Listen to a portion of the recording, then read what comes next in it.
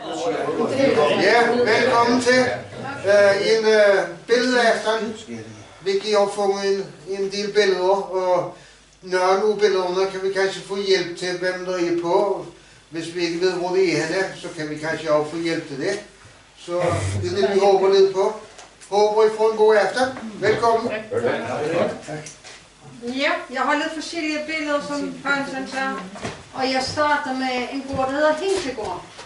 For der har været et cementstøberi. Den ligger oppe på Tøllergårdsvej i Årsbale, hvis I kender den.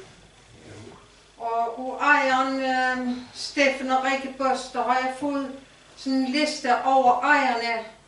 Og den starter i...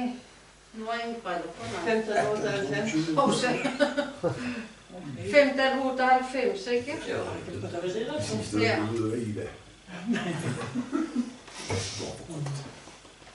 Så det kan man fordybe sig lidt i, hvis man har lyst til det.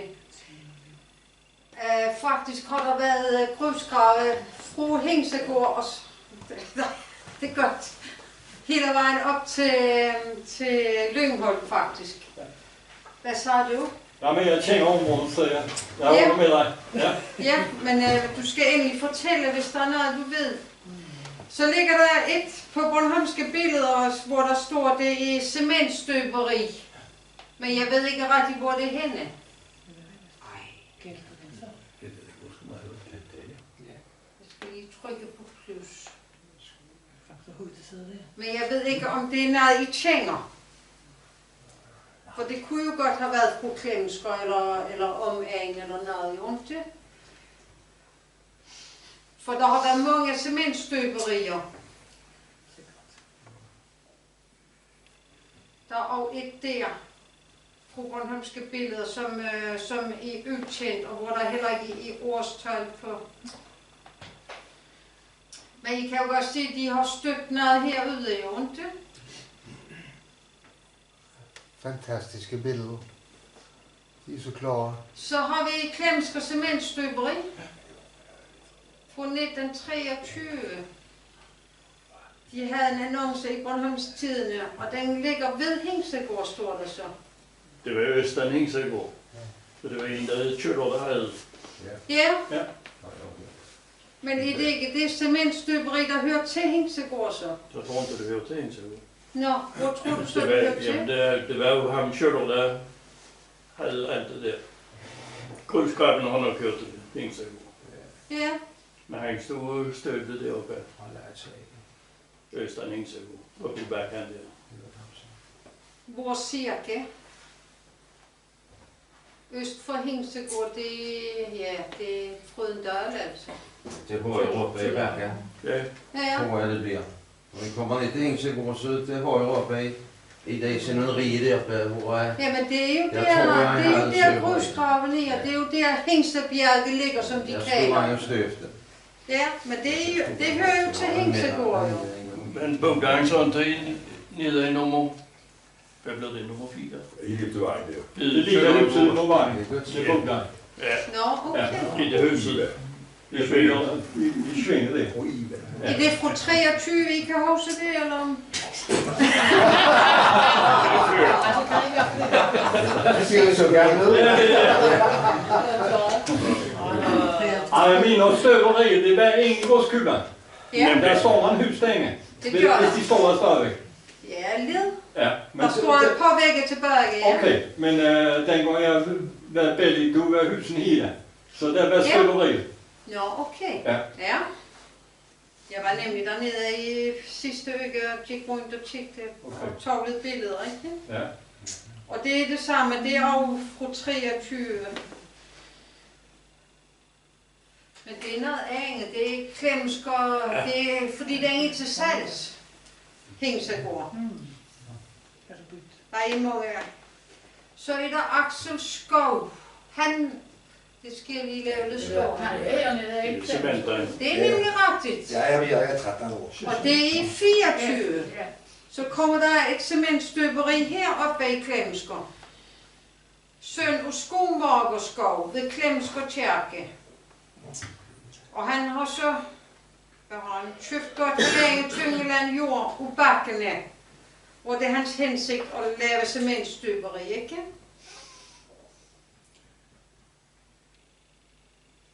Og han har telefon nummer 77.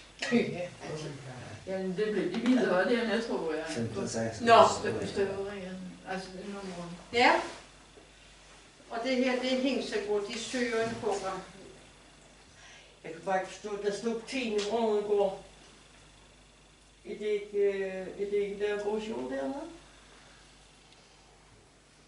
Det, Altså, Sjølyst. det var... Ja. Kan Jørgensen bor nu. Margit, som kom derfra, hun så alt der, hvor jeg bor, der havde de gået og hakket over. Så den jord havde de så forpagtet fra Lundsøj sikkert. Okay. Ja, nogen så har jeg hørt det til 10 i Rødegård. Men der stod op 10 i Rødegård på sin historie. Det er det der. Og nu står der Sjøsende, og det er stadig telefon 77. Men nu staver han skov på en anden måde, altså. Så det ved jeg ikke lige, om det er den samme. Jeg tror, at ham der skov, han havde bygget den der med spids. Der huset, altså, som de boede i. Så. Det her, det er også Sonne Hingsegård. Jeg ved ikke, om er det familie til dig, Karsten? Ja, Ja, ikke også? jo. Ja, Det er noget deutsche familie. ja. Men han kom det der jo kun godt ud over stedet, der er længe deroppe, så brændte den jo, så sulte han. Her står der Aner Tøller Cementstøberi ved Hingsegård. Årsbage. Det må være det samme. Ja.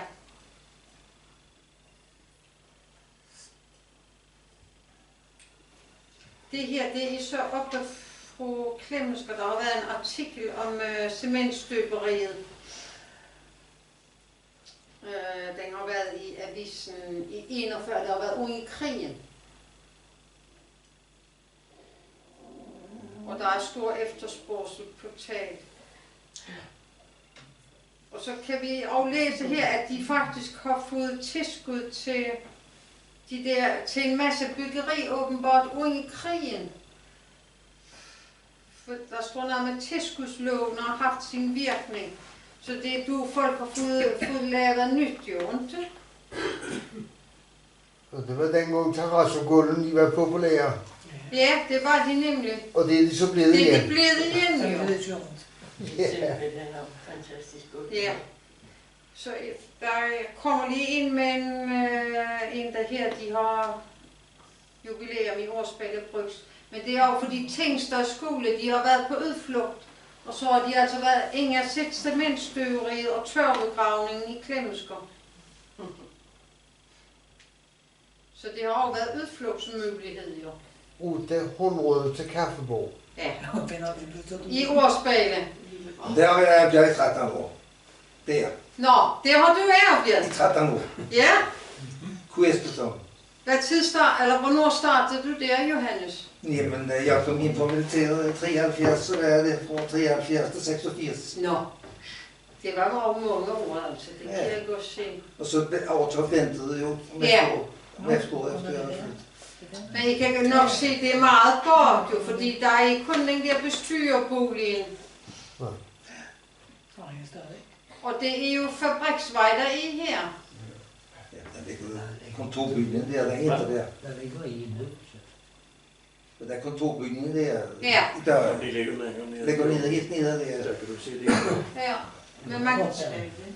Men der ligger en helt nede i hjørnet. Hvad er det for en? Er det? Ja, ja. Det er ham, der får Nørrebro til vandværket. Ja, hedder det det, jo? Jo, vandværket kommer dernede i hjørnet jo. Det er rigtigt, ja. Det er nede i hjørnet. Hvad hedder Sjøsinde, eller hvad det er? Ja, det hedder Sjøsinde, jo. Ja. Søens ende. Ja. Det her, det er så efter krigen. Og nu hedder han H.C. Rode Nielsen. Telefon 77. Og her, der søger cementstøberiet om, at den her vej, fabriksvej, den bliver sat i stand. finder på kommunalbestyrelsesmøde. Og fundablokke. Og så har vi et sjovt billede igen. Ja, den store hallen der, der helt der. Den der hedder løb. Nej. Men der står jo mange cementvarer og røg og sådan noget jo, ikke? Ja. Men er det så vandværket, der er kommet hernede? Ja, i venstre side. Ja, ikke også? Hvad er så den bygning her, Johannes? Ja, den har jo sikkert været revet ned inden den her store hallen. Nå, inden du kom. Ja, men, Okay. Ja, det kunne være, du vidste. Men der var grussilor der jo. Altså, man bakkede det op, eller tømte ned i silorene. Nå, Altså, der var højere. Det kan man da, de siger jo, men terrænet højere der. Der løb vejen i gruskøblerne der. Og så tippede de gruset de der. Og så der gummibånd ude. Og det går man på grus og skær og alt det kom ind jo. transportbunden. Ja, så det var mange, der vil sige, at det forhold til det der. Mhm. Det er ingen som på Hængsøgård sikkert. Så ved jeg ikke, om I kender den her ejendom. Den ligger på Dyngegårdsvej. Og den hedder Store Bakkely. Det er fra 49. Der har også været cementstøberi. Det kan Jo. Ja.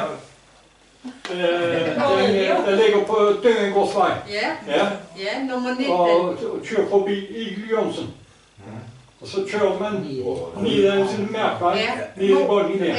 Og der bor hun var hippie, en amerikaner.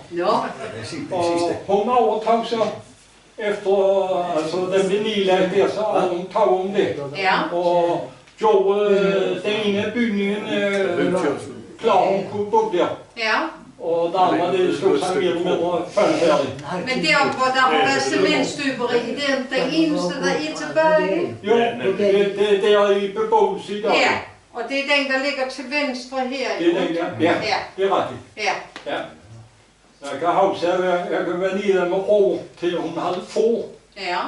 Og de havde en stor dobbeltseng, den stod midt i støren. Så var det ikke til at finde, jo. Og der lå de i alle sammen. For det var sådan noget fællesskab. Ja, kollektiv. Og så har vi ikke tøj på, jo. Jeg blev... Hun har været det gamle, og jeg tænkte, hvad? Så de kom ud til at være der, så de skulle have smidt til øjne. Hvad årstal snakker vi om? Det er lige gamle, der var stort. Jeg gik i skolen og jeg har boet i 9. klasse eller noget. Ja, rykken i 9. klasse jeg har boet i. Hvad årstal bliver det? Jeg er født i 52, så... Ja, så har det været midt i trodserne. Ja, nå, okay. Men du? Ja. Ja, det har det været noget en oplevelse. Alle de andre mænd, de er møg med så egentlig. Og det endte med at være noget... Hendes mand, han var skolelærer i København. Men de var så flyttet ned til den ejendom i der. Og det var en største narko, der blev lavet der med både med fløjmaskiner og andet. Og vi bor rundt så langt derfra, så vi kunne se lyset, når fløjmaskinen kom. Det kørte en sang henover der. Og så skulle de smides ned med faldskærm jo. Men politiet fik jo nysommet, så de kom kørende som var hun, og det opdagede de.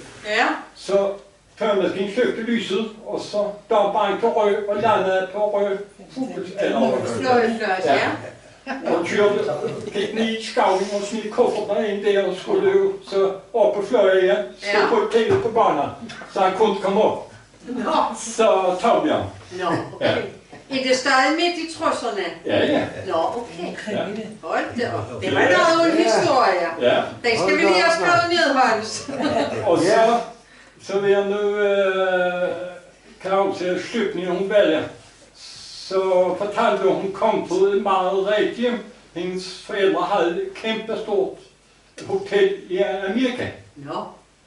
Og pludselig dukkede han op i sin store flotte bil der med høj hat og hentingen og transporteringen i Amerika.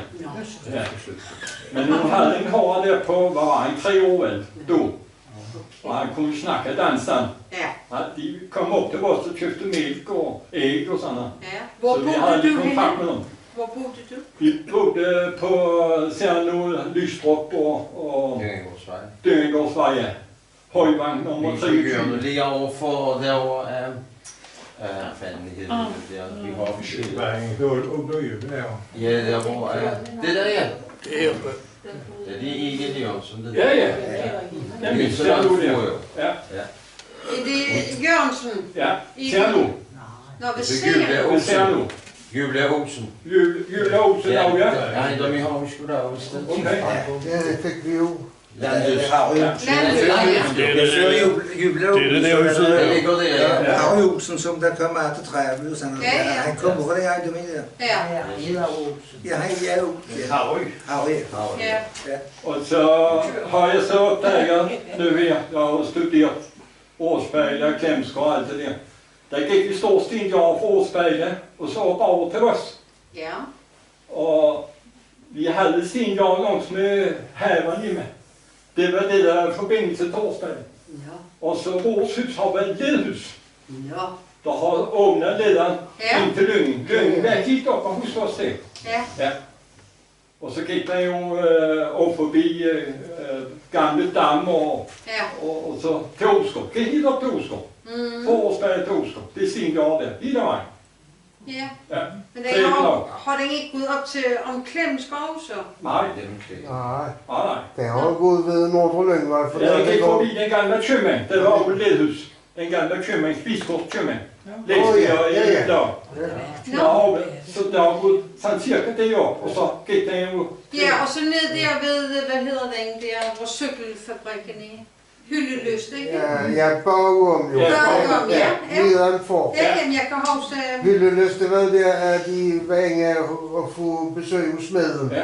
Han havde jo smedet til ordnet havet og alt muligt Men der var på jo Hyldelyst. Og så havde de en krog Ja. i Hyldelyst. Ja. Det er der, hvor cykelfabrikken bor i dag. Ja. Men nedenfor der, nede i Svungen, der ligger jo et lille hus, som i dag er sommerhus, og det hedder Vesterled. Okay. Ja, det var sådan klar. Og det var for det ledet, det var det. Det var okay. Ja. Og jeg opdagede over i Årsberg, der lå et lille smedeværksted. Han ville smede. Der gik af, det gik forbi der. Så der også var et ledhus. Så det så lige reddet i dag. Der var langt til et nyt hus. Ja. Spændende. Og jeg må holde af både smedeværksted og jordmand. Ja. Jeg tror det der, det er jo bestyrerboliggen Og her. det ligger over på missionshuset. Ja. Det er et nyt hus i dag. Det her, det er et fantastisk billede. Ja, det synes jeg også. Nå. Ro på. Det Nå, var det. ja. Der stod mig han. Nå, vi så bare endnu mere. Så, nu trykker jeg bare på krydset, der var med røring. Men nu, der kan I se, hvor dyb hullet er jo. Og jeg vil gerne spørge, I det stadigvæk der, det hul? Ja. Er det? Altså har du aldrig gået af den fjernstang rundt om klemmen? Nej. Med rundt, så går man op. Det står han ligger her. Ja. Man kommer ud på køren. Det ligger også derovre på, der er sat udkigsbænke, altså Jo, stigen overladet. stigen over en år. Der er bænke, som Der kom I jo ikke med, da vi var på tur med dig sidste år. Det kom. Men der nåede vi slet ikke. Nej, men I kan jo sige, altså der er ikke noget, der hedder Læggevej eller Brygsen på det billede. Men I kan jo se Fattighuset.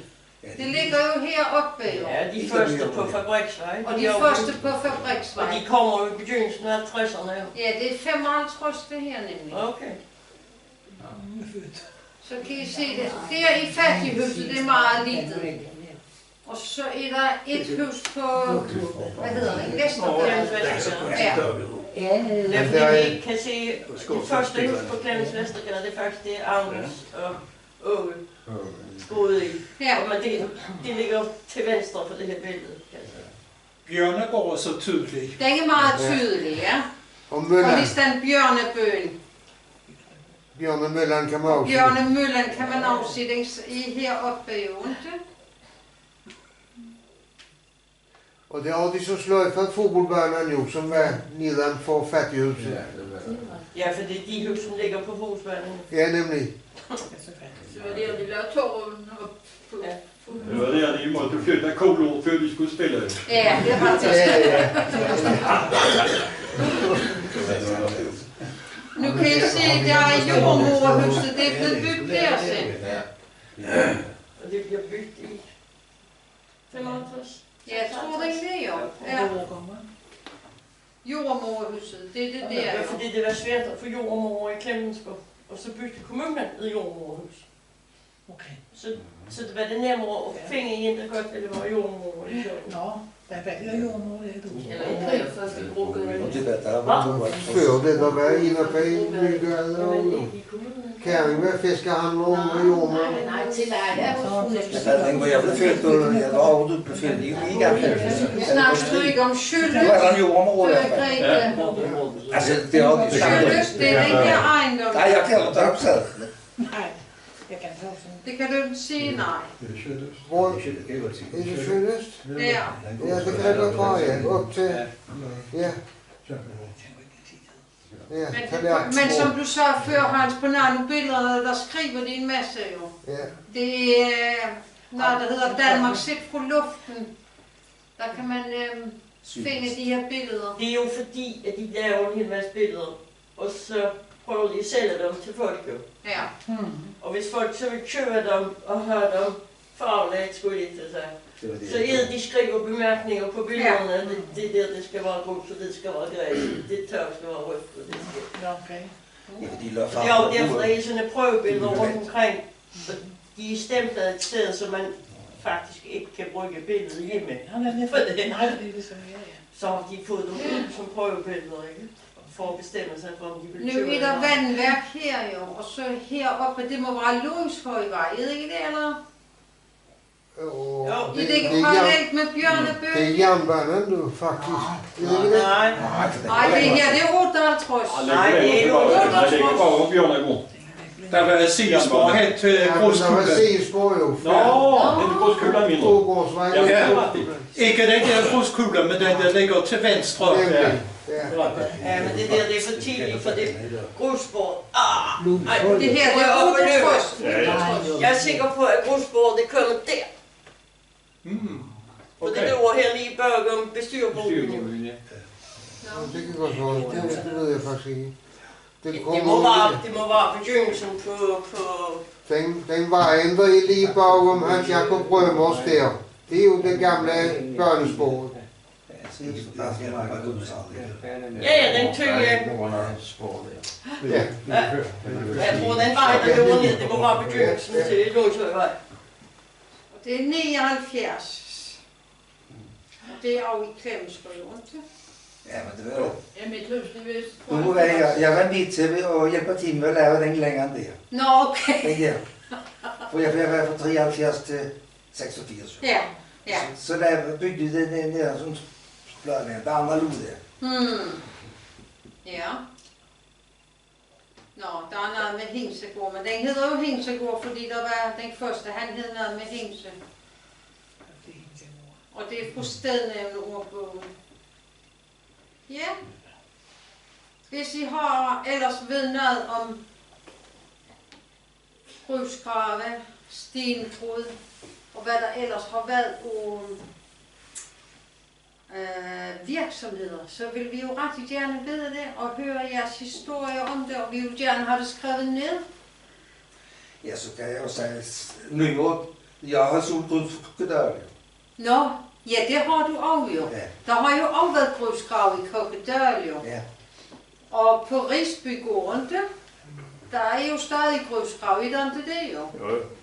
Ja. Ja, det er Og Kuffedgård og Bjerregård. Ja. Og Køvregård, ja. Hele vejen. Ja, ja. Og Jonsrup, der har også været i. Men jeg kan huske, at vi har nu Klemensgård der. Pludselig krævede de jo store krav på de rør, der skulle laves. Ja. Så de skulle trykprøves. Nå, okay. Og så skulle de stemples med et stempel, hvis de var godkendt. Ja. Men i starten kunne jeg jo ikke rigtig få den godkendt, for det var for meget lige jo. Så der var jo proppet, og så var der hul hjemme jo. Så der er lidt problemer, men så henter han vel grus i Røddale vel, og blandede over. Ja, det blev hentet ud fra. Der blev det taget meget der. Nej, for han havde lige problemer med livet jo. Jeg har lige taget nogle billeder ned fra Hingsegård. Jeg kører bare sådan... Men der blev lavet det laboratorium, som kaldt. Lidt hurtigt her. Der står lidt en mur der har været noget... de kalder det Hingsebjerget. Det er nede i bunden. Det siger sådan, nu står jeg oppe på, der er godt 20 meter ned, så de har gravet meget dernede jo, ikke?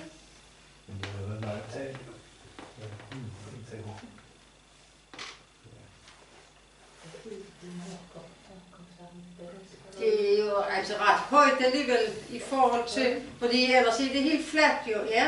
Nu springer jeg lidt på det der, men nu er det dernede ved. Knækkebakken. Ja. I gamle der hed den Lyngbakken. Nå. For den slog sig ned. Ja, der var sving jo. Ja, altså sådan en zigzag. Ja. For hesten er syg. Ingen kunne komme op ad bakken. Ja. Så lavede man sådan en zigzag. Og så man kunne køre. Ja. I gamle der hed den Lyngbakken. Ja. Så for Knækkebakken. Ja. Så kørte man om vinteren. Så kørte man jo ned til den gamle skolen. Bakkegård, kørte op på en bakkegård og så ned til den gamle skolen. Den gården jeg ligger op. Bækkegård, mener du? Bækkegård, ja. Bakkegård og Bækkegård, den helt lille. Ja. Der kørte man op, der var en skolevej, og den kunne man køre på. Nu skal du se, jeg har den her, så. Ja. Knækkebakken, ikke? Ja, det er efter det er rettet ud. Ja. Ja. Men det billede, det har vi lige fået af Johannes Ries Jørgensen der. Og det er jo meget gammelt jo, for der var sådan 3 rækværk, det er der ingen, der kan huske. Det har vi ikke haft derhjemme så længe, men det er min far, der har fundet på loppemark, eller hvor han har fundet det. Ja. Så. Men man kan se tørket på præstegården der. Ja. Og træene er jo ikke så høje jo, vel? Nej. Men det gik så helt ned i dagen, dengang. Fuldstændig ned i Nå, dagen. okay, ja. Så har de bare sådan en opsat bro, man kørte henover. Nå, ja. Men længere ingen i dagen. Kørte man Ja. og så tilbage. Længere hen mod søen, mener du? Ja. Ja. For at komme over den. Ja. Aha. Og så gik den op her. Her ved træet gik den Kan vi op. se det, tror du, på et gammelt kort? Ja. Det havde været sjovt, hvis vi kunne se det jo. Det havde det. Nu skal jeg lige se, hvor jeg endte henne her. Nå, fordi jeg har jo mange billeder, jeg ved bare ikke lige, om jeg kan nå at vise dem alle sammen. Det her, det er et billede, jeg har fået af Jørgen Andreas Kuffet, som voksede op her i Klemsker hos Larsen, familien Larsen. Og det er et fodboldshold, men... Og det er ikke juniorafdelingen. Det er det ikke. Men det er en raske mængde, men det kan jo være, der er lidt ekstra, det ved jeg ikke, men... Det må være for mange. Han ved bare, nummer 2, det er Jørgen Larsen.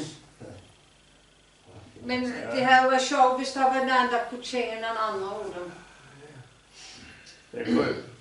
Det første der, det kalder folk med Hugo. Altså, du ser nu Jørgen. Ham der? Ja. Hvad sagde du, han hedder? Karl Folkman. Jeg tror, de boede i Røde. De flyttede til Røde. Sen, ja. Ja. Hvor gammelt er billedet? Det er ikke godt at vide, for det vidste han heller ikke. Der stod ikke noget på det. Men det er ikke et fodboldhold. Nej, jeg ved det ikke. Det tror jeg. Nej, det tror jeg ikke. Det har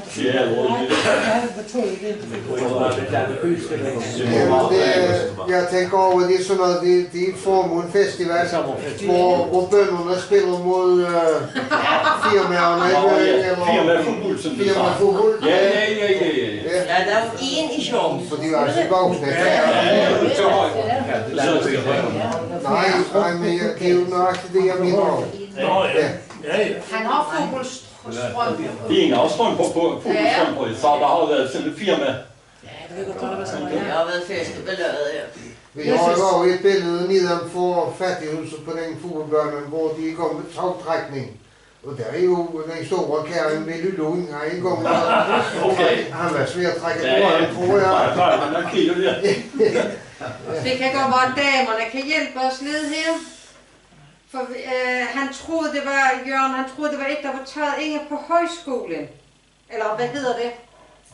Ikke jeg. Husholdningsskolen. Nå. På Søndergård i Nylars. Men det er Ellen Løf og Karen Larsen. Men hvem de andre er, de kender han ikke. Så her vil vi gerne have nogle søde ældre damer, der kan hjælpe os. Men det går bare mængden, der kan huske dem. Inger Larsen, hun er jo den husmor.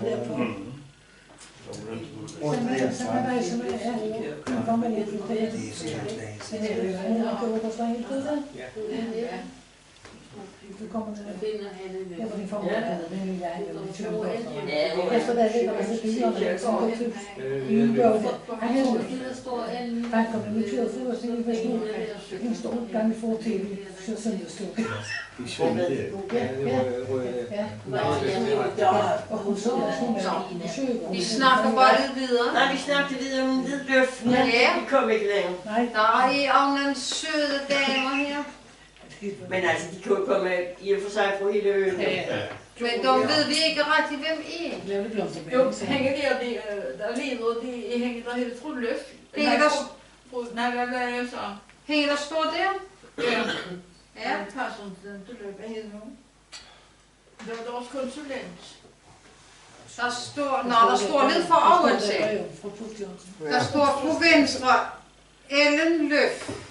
Og så står der fru Pust Jørgensen, Karen Larsen, og nummer 6, det er fru Damskov. Og det kan være, hun boede på Damskov. Ja, det er sikkert. Det er ikke altid man kan huske, hvad de hed jo, men vi ikke vidste, hvor de var fra. Jamen, det er jo fru Pust Jørgensen. Hun har jo vel haft et navn. Men sådan hvad? Ja, det ved jeg, det er frygteligt. Ja, det er frygteligt, der ja. Du har bare ikke haft noget at sige. Nej, det er lidt Nej, Og han vidste heller ikke, hvor det var henne. Poul Frederiksen. Det er hun helt Der står der ikke. Det står til venstre. Hun er nævnt dog. hænger militærerne. Ja. Prøv, det kan vi da huske. Dem, der er navn på, det er nummer 2 fra venstre og fremad. Ja. Det skriver jeg. Hun var... Hvad skriver du? Lavets. Hvis Grete mente, hun hed Lavets. Nå, Lavets. Og jeg tror, at der var det en lille gut, som var konsulent Nielsen. Kan det passe? Jeg er ingen ord, der kan huske det. Og jeg tror, at så hjælper ham altså. Det var jo i krigen, da hun havde sådan noget... Jeg gik op på Husholdningskursus der på Kragen. Og der stod en køkkensbord, vi havde bare hjemme, bare lige vasket op i kundhusavn på bagte. Nå, nu kommer vi til lidt sovekammermusik. Nej, det er ikke sovekammermusik. Sovekammerbal hos Brinke Hans. Det er fordi, når de mødtes alle de der, så rydder de soveværelset. Og så danser de derinde. Og så Pauk. Det er mor Pauk. Pauk står til sidst, var. Ja. Hans kone var jeg nede og besøge sammen med Hans Askov. Kender I ham? Ja. Meget, meget dygtig spilmand. Ja, ja. Og orkesterlider. Han har skrevet sunger og sådan noget. En hel masse. Vi var nede og besøge Pauks kone. Og så fik vi en af hans gamle selvskrevne nudebøger. Virkelig spændende. Ja, hun boede der. Ja, oppe på bakken. Mortens. Ja, ja. Nej, hun var flyttet til Mortens have. Astrid. Nå, ja, hun flyttede nok derud senere. Ja, der besøgte vi ikke. Han, det er... Men det er så ham der. Han var jo spillemand. Ja. Og spillede til folkedans. Ja. Men jeg kan jo fortælle jer, det er jo dragt og lavet i gardinstof. For det var det stof, der lignede mest folkedragter dengang. Og så i 71, der lavede de det første landstævne her på Bornholm i Aakirkeby. Og så kom der folkedanser overfra og så de bornholmske dragter, så nej. Hvad er det for noget gardinrester, jeg laver ud der? Ja. Og så begyndte bornholmerne at lave folkedragter. Jeg har 2 derhjemme stadigvæk. Jeg kan gå sådan sammen på, Men kan spille med. det der, den hobby, det er knokkel. Simpelthen, hvis man vil det. Der kan dele med komme Det er det, han bruger sin tid på. Ikke mere. Har gjort det i mange 28 år, faktisk. Hvad er så Ja. det? Ja, ungevist. Der er ungevist. Ja. Nå. Det var hårdt. Og så er der nogle unge damer her. Og der ved vi kun, hvem den ene er, og det er Herdis Larsen, som står herude til... Konfirmationsbilleder. Ja, Ja, men det er hvem er jo- de andre 2? Men Herdis Larsen, er det så Salomar Larsens datter? Eller hvad? Hun blev gift med Otto Ibsen. Og de boede Ja, på... det er Skjerping. Ja, det er Skjerpingeborg, Ja, ja. Flemming og Lennart. Ja, det er Flemming og Lennarts forældre, eller mor, ja. Ja. Ja, det er det nemlig. De kan få på, men... Nej, Altså, Herdis Larsen, hvad der er en døtter over Sadler Larsen? jeg tror, var hendes far ikke snedker? Eller hvad var han kort? Nå, du ved vel. Nå. Ja, altså det er jo sådan mor, som skal være mormor til Flemming og Lennart. Nej, hun er mor til Flemming og Lennart. Ja. Det var små til ærne. Ja. Nej, det gjorde han ikke. Kom her, Det kan godt være, Men I Larsen. det er ikke afgjort helt det nu. Nej, jeg er ikke helt klar, men jeg mener, men det er jo for... Jamen, nej, jeg har været bror til Knud Larsen i Krasæret. Knud Larsen i Krasæret. Det er rigtigt, ja. Ja, jeg er bror til... Elmo Larsen, det var jo en bror. Og Elmo Larsen, ja. Ja. Det sagde mor. Nej, Elmo Larsen og Knud Larsen. Jeg tror, de er tvillingbror. Det er ikke været tvillinger, ja. Det var det. Altså, Knud Larsen har hjulpet min far med at lave staler, så han er hjemme. Så han må... Det her, det er jo konfirmation, De er i hvert fald andre rute. og dem kender vi jo alle sammen. Nå, Tak for det. Er det provsbruget, der sidder der? Jo, det er provsbruget, ja. Arne Og Rode. det der, det er Kurts søster. Birte, tror jeg, hun hedder. Hvor var det for, så ved du hvad? Det er fru Haltrøs, mener jeg. Haltrøs, De er født i 36, de fleste af dem. Okay, så Ja. du ikke med. der er jo en grund til, at jeg ikke køber. Ja, god plan. Der er ikke noget, der var, Ja, dem har vi nævnt på alle sammen i arkivet her. Det er derfor, jeg ikke har skrevet det på. Men det må ikke blive i Jørgen Kuffet. Så er du Jørgen Kuffet? Ja. Nå, det er det Varms bror? Nej, Spil med. Nå. Okay. Jørgen Andreasen. Nå. Nå. Nå, vi fik en lige en. hos Larsen der. Hvorfor er man alle morgen død? Så kan det være ham.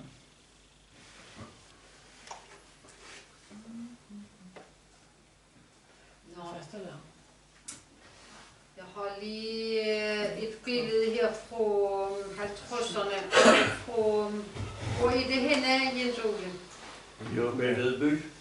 Det er Vedby. Jeg er nede, ikke? Hvis du tager det andre billede, så kan du se tårnet. Ja. Det kan jeg nemlig, ja. Men ved du, hvad han hedder? Nej, jeg kan da også det. Men altså, Hvad? på lille Vedby, man. Det er der, så er det ikke sikkert. Der skal jo kun der kan vi spørge om det nøje. Hvad hedder den ejendom, der bagved, så? Er det Libeløs? Nej. Det er en gamle smed. Det var det. Okay. Jamen, der er jo vejen jo udhængedes. Ja, nemlig. Ja, det er jo lavet om på vejen. Det er lavet. Det er jo sådan. Der kan man tydeligt se tårnet af, jo. Når I sagde Smeding i Vedby, var det så redder? Jeg tror, vi vil længere. Hvad sagde du? Så I Smeding i Vedby, Ja. er det redder? Men vejen gik bagom. Det er nu går man. Er det ikke Delgren? Jo. Det var Delgren. Han der. Nå, det er der nogen, der interesserer sig for tærken, fordi der ja, det ved jeg altså ikke. Jeg ved ikke, hvem der har kørt sagen, altså. Jøsses da. Der var til sommerfesten. Jeg har sejlet rundt. Ja, på træk. Det er lidt oversigtsbillede. Men der kan I jo faktisk se, det er jo, hvad hedder den der, Nygade, eller hvad hedder den? Nej, det er Søndergade. Søndergade, ja. Det må være Søndergade. For det er dyrlægen, jo ikke? Men det er jo, der kan I se, de har haft masser af haver der på den andre side, jo ikke? Det der område der, havde man det bygget det til sig ved gruskuler i dag, for der er ikke ingen som grus i den knæden der. Istiden har simpelthen nede fra Bjørnegård. Ja. Den nye vejen, de har lavet til de nye byrådene. Ja. Og så op imod ved noget dyrlægen der. Den der er en grus. Nå, okay. Så har de ikke bygget der, så har de nok med gruskuler. Men det går have jo sig en spæt. Vi har lavet både fjernværme og kloak og sådan noget der. Det er en grus. Men det er fint. Ja, og det har jo gemt de der billeder, fordi det er Munkerup, der boede Jørgen Andreas Kuffet over på et tidspunkt, og den brændte jo i 67. Du Lundbæk boede der. Det gjorde den ene Jamen det. Kender du dem? Ja. Ej, det er fra 86. Inge Olsen. Søster til Henning Larsen. Og du kendte dem alligevel, Elsebeth? Ja. Henning Larsen er Inge, det er ikke Inge? Hun spændte. Inge, du var dygtig, jo. Og det dygtig på klavieret. Okay. Jo, hun lever bedst med hun. Ja. Hun hjælper til loppemærker og sådan noget. Jeg spiller på lunden og tager rundt og synger. Kan I ikke se på en gammel dame? Nej, det navn kan man ikke bare frem. Så er der noget fra 89. Og dem kender I nok alle sammen. Nå. Ja, der sidder Bjarne yderst. Der sidder Bjarne jo. Ham der kender jeg. Bjarne Mølland. Ja. Pia og der sidder Bjarne Konge. Ja, Merete. Nej, der kan se, hvor du pærer på dine skærme. Annette fra Årsberg. Og Evely Andersen. Henrik og Gunni og Lissis fra mor. Og der sidder Gunni. Okay, ja. Ja. Og det er jo Annettes hår, jeg har glemt, hvad han hedder. Og Heidi. Og Birgitte, der sidder bag. Ja, og så sidder der Christina og Annika.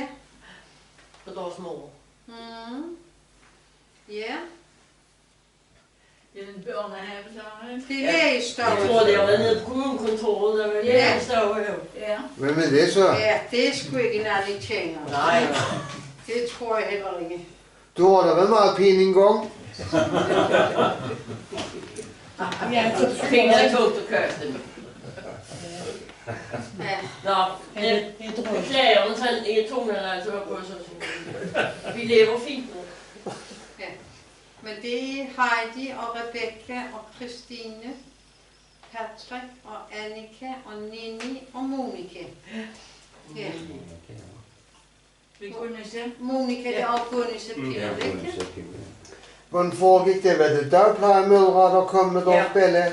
Og os, der gik hjemme med vores bælle, ja. Nå. Okay. Og så har jeg lige et billede af Bakkegården. Fordi jeg synes, det er så sjovt. Det er fra 546. Der kan man se den gamle gården bagved. Ja. Nej, det er husmandssted. Nå, tror du det? Ja. Den gamle Bakkegården, den ligger ved den lille Dammergård. Hvad hedder den der så? Altså, det var min far sagde, at den nu længere på Bakkegården. Kajbjerg. Den er bygget. Den gamle Bakkegården. Hvad hedder så det husmandssted der? Jamen, det er jo noget fra lille Kassabel, sådan at du husker af... Ja, Jesper. Han nævnte om det der huset der. Ja. Nå.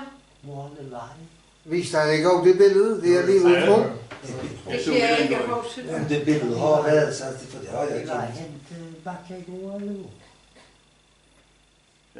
Men det er jo det højeste punkt i Klemstrup.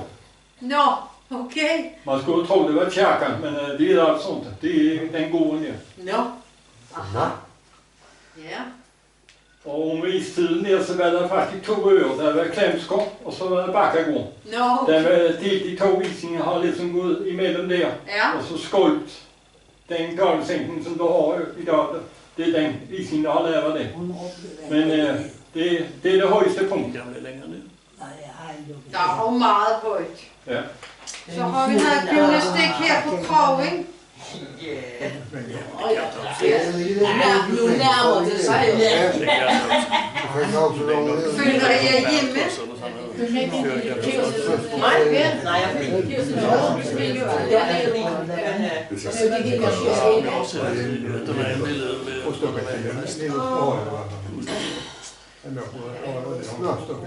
Okay. Ja, og Bente, ja. I kommer snart herop og hjælper med at sætte med billederne, ikke? Og øverst.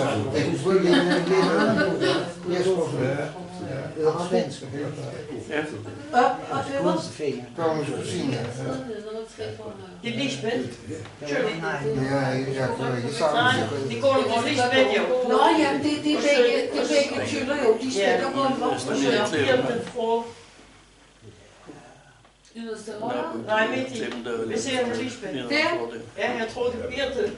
Og hendes søster, der sidder yderst her. Lilian. Sidder hun ikke, Lilian? Hovedet er med.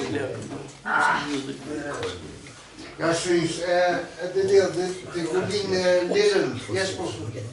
Christian Inges. Men jeg ved det ikke. Nej, Kunne det det er ikke det? min søster til Kirsten, som bor i Sjøsende. Kirsten Andersen. Det der?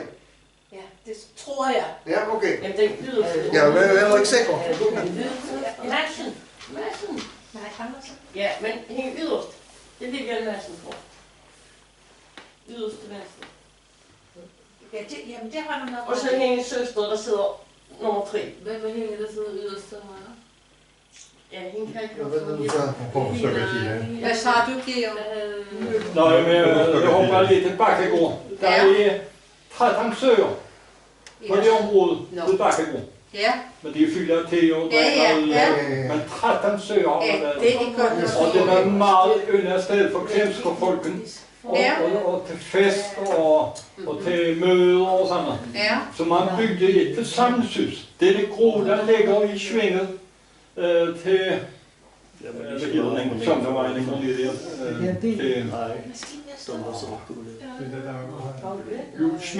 Julesminge, vejen. Det var sammensynet til området. Det byggede man. Før havde man 2 ejendomme, man skiftede mellem og holdt fest. Men det er bolleris faktisk.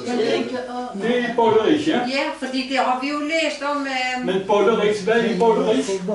Ja, jamen det er jo et stort område. Nej, det er skoven. Det er skoven. Der hedder bolleris. Nå, okay. Kongen opkaldte skoven. Han plantede skoven sammen med skovgården. Ja. Og så kaldte den som bolleris. Nå, okay. Men der har vi jo hørt om, at de holdt møder der ude i krigen, og så der var Grete fortalt om. Ja, det er rigtigt. Det er alsangsmøder, ikke? Jo. Det var jo derfra. Det går de jo nede i Bøgegårdsskoven, du. Det øverste deroppe. Det kommer jo derfra. Det øverste billede deroppe. På Bolleris. Det var jo sådan et kaffested. Ja. Det var bare en reklame der, jeg fandt. Det er store skærme. Stier? Jeg ved ikke, om det er nok, eller om det jo, så vi har lige de her, som jeg lige har scannet, altså. Men det er nok sværere. Fordi at det er ikke så gammelt.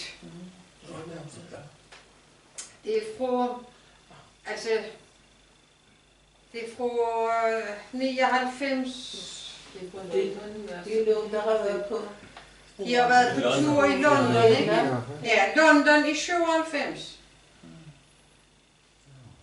Tjener ikke et øje. Nej, og der har vi jo brugt for noget af de der skolelærer. Der er nej, der er Anne. Nå, der er nogen, du tjener. Ja, det er Jette Pedersen, der lærer, kan jeg se. Det er Angeline. Vores døtre, og der står min døtre Stine. Nå. Kan jeg kende den lunge der? Nej, jo, det er Chris Kristoffersen, ja. Det er ham fra Nørgaard, fra en brundsuddeler. Ja.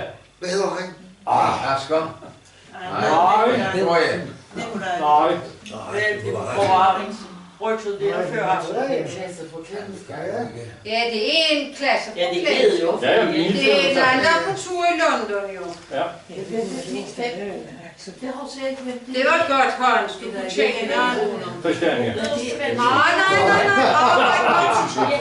Arbejde godt frej. Skal vi lige se, hvad der står. Polen. 99-2000. Det er også Jette Pedersen, der er i stedet der. Nu kan Og jeg Iben sige. Madsen. Nu kan jeg sige. Ja, i massen er der også, ja. Det er Auschwitz. Det er Polen, står der bare. Nå, jeg tror det var Kastel, ja. Nej, det er fra Auschwitz. Jeg har været der. Du kan godt se, at det er og i massen. Ja. Så er der noget på skolen her. Klemsgård skole står Det er lærerne. Det er personale. 4 og 5, ikke? Jeg tror, det er personale. Jeg Der tror står- faktisk, Vibke, hun er der.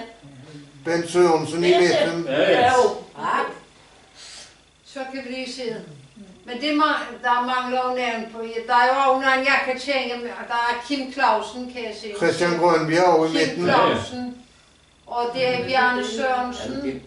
Ham tjener jo, og ham tjener jo. Det er ham, ja, nu har jeg lige glemt det. Og Iben Madsen, ja. Jamen, då kan vi stort set til den her. Ja, tror ikke vi kan det. Jo. Ja. Her var vi heldige. Der står står nævn nedenunder. Men der står kun fornævn. Så må vi se, om vi kan finde, og det er 9. A i 2002 og 2003. Det er jo nyt. Ja, det er 20 år gammelt, altså.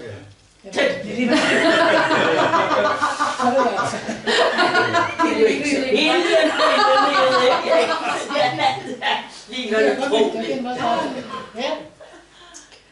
Ja. Det er jo sjovt jo. Man glemmer hurtigt jo. Ja, men det er jo, altså det er jo nu, men nu er vi så helt tilbage i 92, altså. Okay.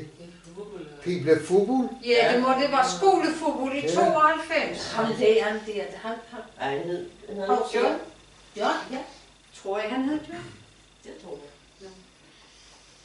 Ja. Og så er det nummer 2, det er en af Asger og Ulles pige. Ja, det er det. Altså nummer 2 fra venstre, nummer 3, hvad hedder hun?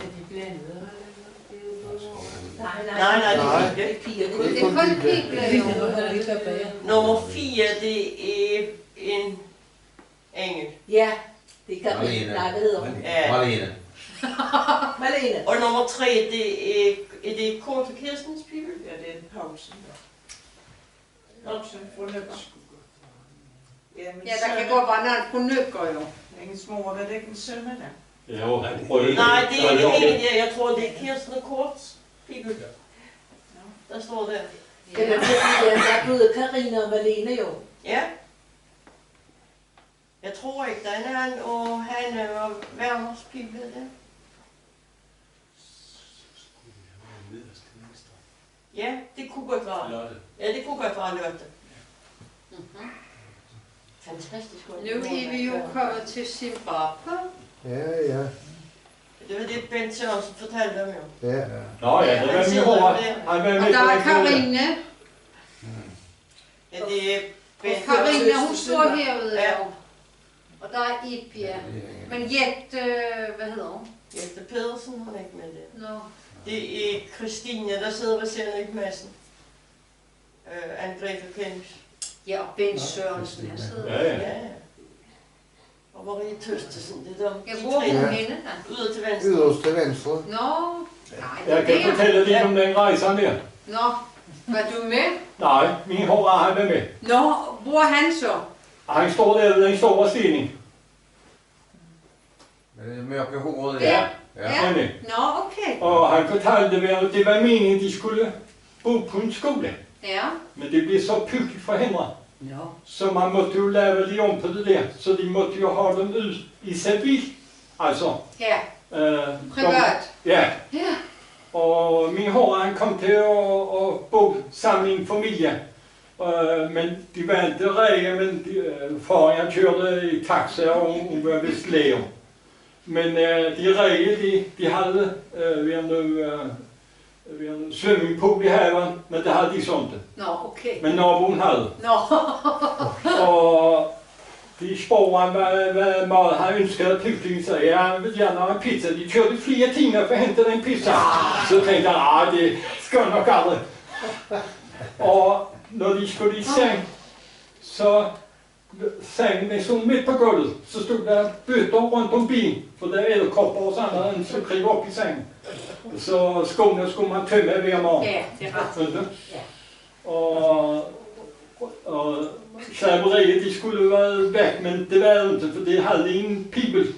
Og han vaskede tøj selv, så sagde det må du ikke, for du må ikke vaske det tøj. Så hun gav sig hunden på, og underbordelsen, de fik press og folder det hele den, og jeg fik løgnet. Ja.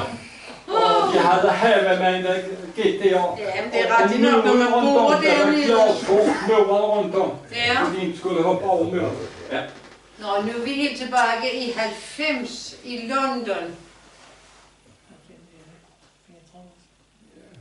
Men det ved jeg ikke. Men de er kommet afsted uden lærer. Det løber det ikke godt. Det er ham, der tager billedet. Eller også har de en ungdommelig lærer. Der står en i midten, hun er ikke helt ung. Der sidder ham kasketten. Hænger der? Den der, hun er ikke helt ung, men jeg kan bare ikke... Jo, det er bare fordi hun har briller det. Nå. Jeg synes ikke, jeg kender en. Nej, det er i Prag. I 94-95. Og Ed Clemens skole? Det er det. Okay. Hold da op, rejse de så meget til udlandet i? Det er 10. klasserne jo. Jamen, de rejste jo hvert eneste år jo. Ja. Det eneste år, som ikke kom på skolerejse der i andre. Nu er de i London igen, og det er i 94-95. Vi havde været for meget fest på Rosenberg. Det er Anne Karen. Ja, det er det. Det tror jeg, at det er Anne Karen. Man kan ikke se flere der. Nå. Ja. Og det er Berlin. Og der det står er Bent Christensen. Ja, det kan vi tjene. Ja, hun har simpelthen møffet sig ind på alle rejsen. Ja. Ja. Er det Kasper, der står der i midten? Jo, ham der står gaver. Ja, det lider jo. Kasper Rønne Hansen. Ja, det er Kasper. Og sådan? Ja, det kan det godt være. Ja, det er Kasper Rønne. Ja, det tror jeg. Ja. Så i London, 91-92, jeg synes vi har ret. Men jeg har skrevet det, der står bagpå. Der er i hvert fald en grøn her. Er det Tøstesen øverst der? Ja, ja. Og så er der, ja, hvad hedder hun? Hun sidder Kjøvstue. Ane jo. Ane, ja. Ane Andersen, hun sidder her jo. Ja, og så holdt jeg pikken lige ovenover. Nå ja, Karine jo. Nej. Nej. Hedder hun ikke? Det må, ja, jeg tror ikke det er Leila. Jo. Nej, det er Leila. Ja, jeg tror det er Leila. Nå, okay. Nu er vi på Klemsbo skole 2001.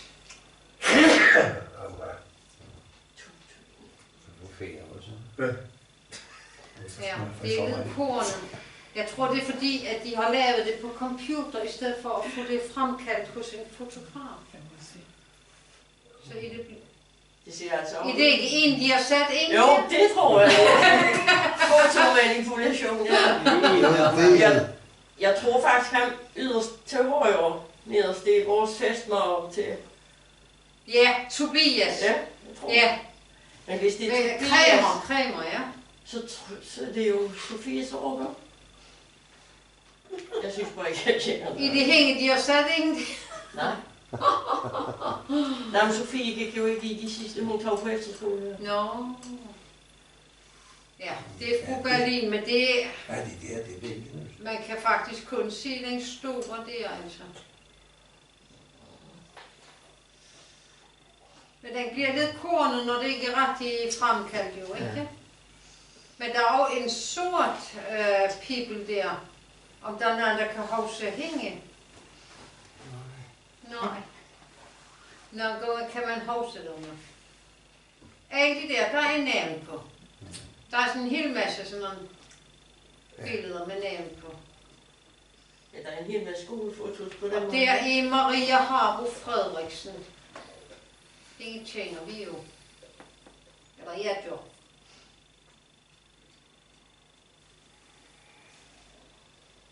Ja. Og der er, jeg kan ikke sige, hvad den hedder, Jan Thor et eller andet. Cecilie Mortensen, det må være René Mortensens pibel, ikke? Hvad hedder det? Der på Knækkebakken. René og Johanne Mortensen. Hvad er det? Pas. Som der laver plastik. Pas. Jeg ved det ikke. Og der er Vanessa, det er, hvad hedder hun? Susanne Tolstrups pibel.